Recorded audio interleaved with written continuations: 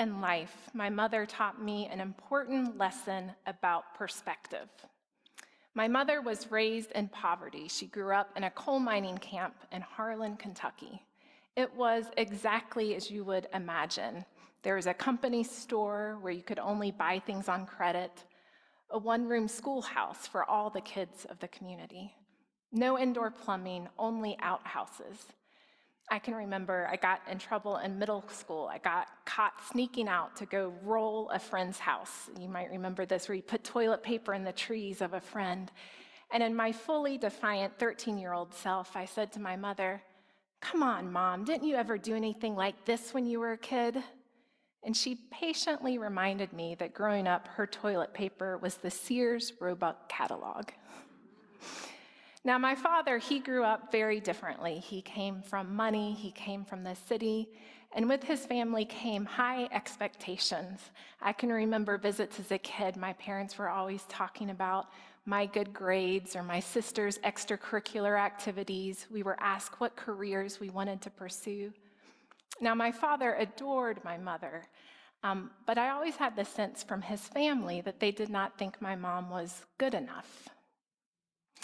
You see, what it seemed to me as a child when they looked at my mom's family, they saw poverty, lack of education, broken relationships, and divorce.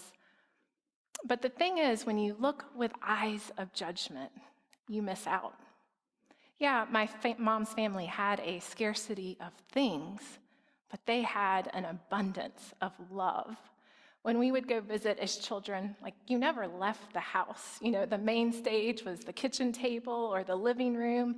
It was the people gathered, stories, so many stories, the laughter. I got introduced to Spam sandwiches. I thought they were amazing.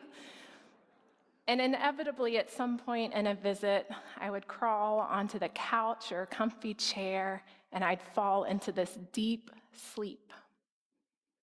You see, in Harlan, you had nothing to prove. You were simply loved for being. These visits, the sense of acceptance, was magical to me as a child. But if I had looked with eyes of judgment, I would have missed out on that gift. And that's the perspective I brought with me when I was 19 years old and I had an internship at what is now called Roof Above, a Charlotte-based nonprofit serving people in a housing crisis. I got placed at our day services center. We primarily serve people who are sleeping outside, our neighbors experiencing unsheltered homelessness. And if you looked with eyes of judgment, what you might see at our day services center is addiction, mental illness, criminal behavior, poor decisions, family abandonment. But much like Harlan, if you looked with eyes of judgment, you would miss out on the gift. With another perspective, you could see strength and courage, phenomenal resiliency, people who chose kindness time and time again, despite all the reasons not to. I found such a sense of life at that day services center that I went to work there after college and have dedicated my life to this work. Now, at our day services center, we were primarily focused on the most basic needs. We have showers and laundry facilities, a daily hot meal, a mailing address. We thought of our goal as to keep people alive and connect them to their next step out of homelessness. Really, an emergency shelter, mental health treatment, substance use treatment. Back then, the thinking was, okay, some underlying issue caused someone's homelessness. Before we move them back into housing, let's make sure we address or fix that underlying issue. So housing programs back then, if you were struggling with alcoholism, you'd have to show that you were a certain number of months sober before moving in. If you were struggling with mental illness, the housing programs would want to see you're compliant with your medication. It was a system set up to show or prove that you were ready for housing. Some might say worthy for housing. It was a system that worked for some people. We had folks come through our doors that eventually got into housing. But there was a group of people whose challenges were so significant that they couldn't even fathom a way through all the hoops to housing. So they continued to come through our doors day after day, persisting in homelessness and the trauma that accompanies it. And because they were with us day after day, these are the people I got to know best and the stories that I got to hold dear. I listened to stories of loss, of violence, of rape. They were the stories behind the addiction and behind the health issues. And I can remember in my naive 20-year-old self, early 20s, having such huge emotions in my heart, such a sense of caring, and I would pray all the time that somehow these big emotions would translate and help heal and connect the person sitting across from me to their next step in the journey. Now, that thinking would be turned totally upside down in my mid-20s when I would walk into a workshop led by Bill Hobson, who would remind me that love is not a feeling in your heart. Love is an action. Bill was an early practitioner of a concept called housing first. At the time, it was a fairly new and incredibly controversial approach to ending homelessness. Housing first is exactly what it sounds like. You move someone from homelessness to housing first, without preconditions, and then surround them with supports. Here's how it would look. Say someone is on the street struggling with alcoholism or struggling with schizophrenia. You actually move them from homelessness into an apartment, and then a case manager, maybe a nurse, a psychiatrist, goes into the apartment and offers supports. Tenants sign a lease like anyone else. They're expected to pay 30% of their income towards rent. If they don't have any income, that means 30% is zero. There's no curfews, you can have visitors, but you are expected to follow the rules of the lease, which typically boil down to pay your rent and be a good neighbor. Housing First was based on two core beliefs. The first belief is that everyone needs and deserves a safe home. Housing isn't some sort of reward for being compliant to your treatment plan. It's a basic human need. Now, that probably doesn't sound controversial at all, but at the time, it was a complete reversal of a system. The system had been built that actually made us believe it was helpful to hold housing out to the end. Housing was what everyone wanted, so if you made it the final step, you would inspire people to connect with the services they felt people needed. Which brings me to the second core belief of Housing First, that the stability of home is actually critical to helping people achieve their goals. Housing isn't some sort of prize at the end of the journey. Housing is the starting point. It's the foundation to do the hard and courageous work of healing. Now, the first moment I heard about Housing First, I knew in my gut and my bones, this is the work I want to do. This is the work that places the value of someone's humanity at the center. But my second thought almost immediately was, am I even allowed to believe this? I had been so blinded, so shaped by the conventional thinking that I had not even seen the obvious answer that was sitting right in front of me. Housing was what people needed. But thankfully, Bill and others like him were pioneers in creating Housing First programs, and then they were really smart that they said, we're going to study this.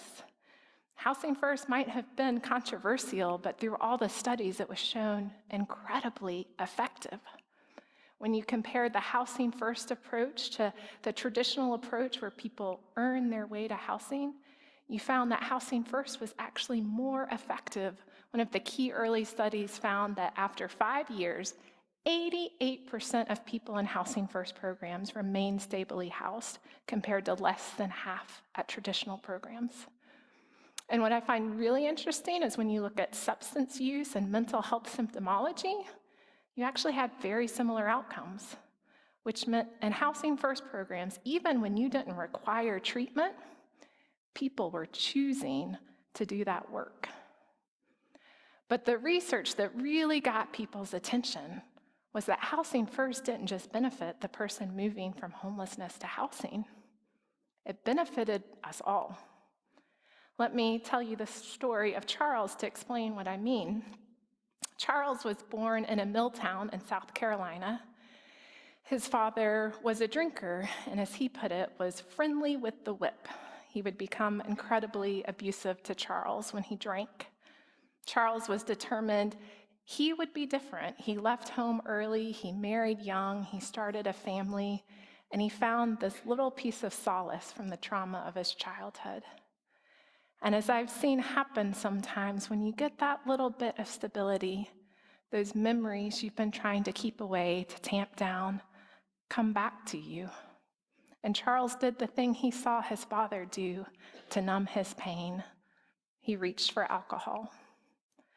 By the time I met Charles decades later, he'd spent more than 20 years in homelessness and was in the throes of alcoholism. Charles's whole life was organized around his drinking. He woke up and he was thinking, how am I going to get the money? How am I going to drink today? He would often drink to the point of passing out. Someone would see him, call 911, he'd be transported to the ER.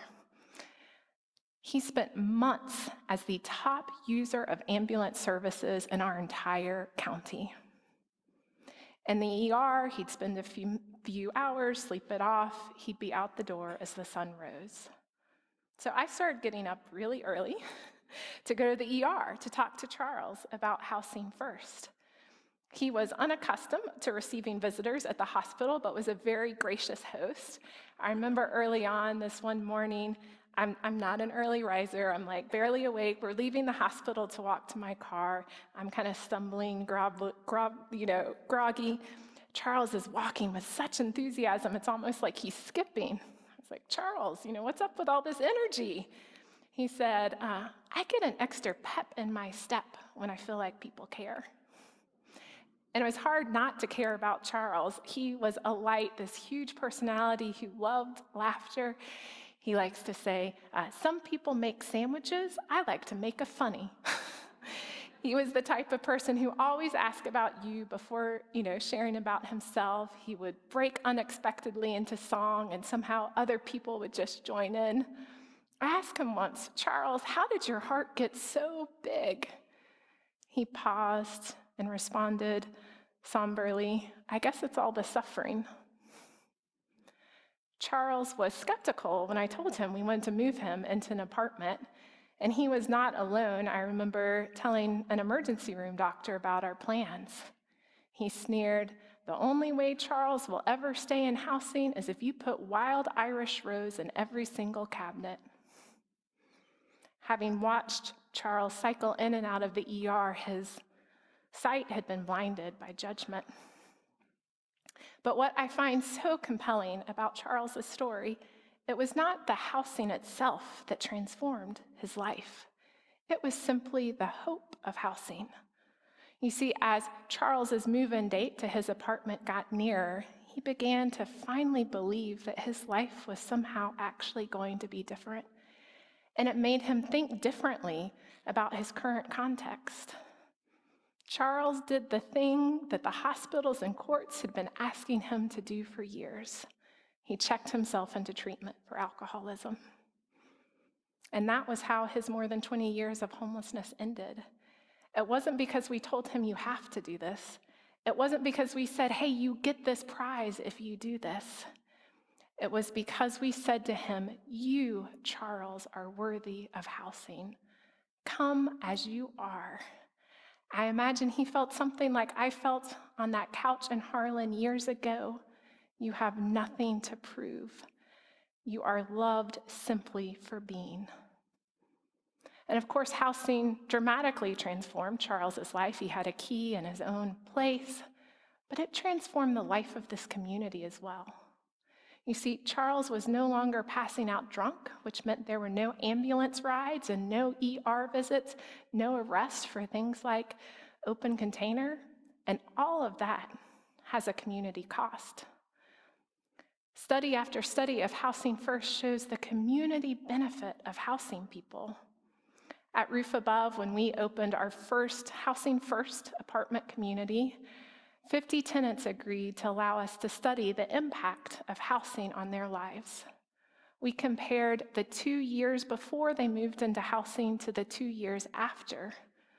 And what we found is those 50 tenants went to the ER 648 fewer times, an 81% reduction. There were 292 fewer days in the hospital, meaning their hospital bill was reduced by $2.4 million. When we looked at the criminal justice records, we saw similar things, 80% reduction in arrest, and most of the arrests prior to housing were minor infractions like trespassing and public urination, open container. We all benefited when people were housed.